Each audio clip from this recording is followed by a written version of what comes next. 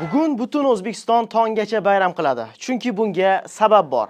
Futbol bo'yicha O'zbekiston milliy jamoasi mundialga chiqqanini o'z muxlislari qarshisida yirik hisobli g'alaba bilan nishonladi. Birlashgan Arab Amirliklari bilan o'yinda mundial yo'llanmasini naqd qilgan Timur Kapadze shogirdlari Jahon chempionati saralashi doirasida guruhning so'nggi o'yinini Qatarga qarshi Toshkentda o'tkazdi. Birinchi bo'limda Aziz Turg'unboyev raqib himoyachilarini aldab o'tgan holda zarba yo'llab shedevr golga mualliflik qildi.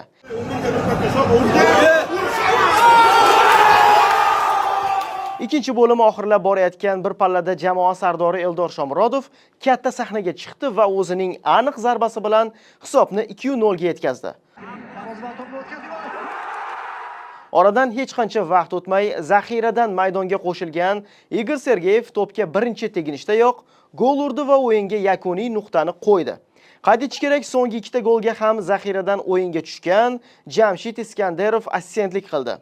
Bunyodkor stadionida o'tgan bahsni stadiondan bevosita 32931 nafar muxlis kuzatib bordi.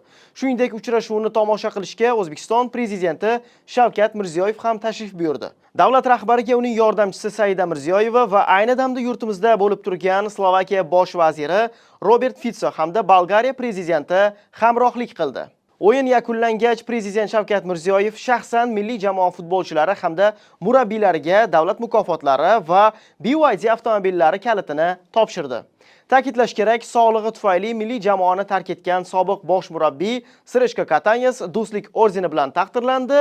Unga ham BYD avtomobili sovg'a qilindi. O'zbekiston Jahon chempionati 2026 saralashini 21 ochko bilan yakunladi. Jamoa 10 ta o'yinning 6 tasida g'alaba qozondi.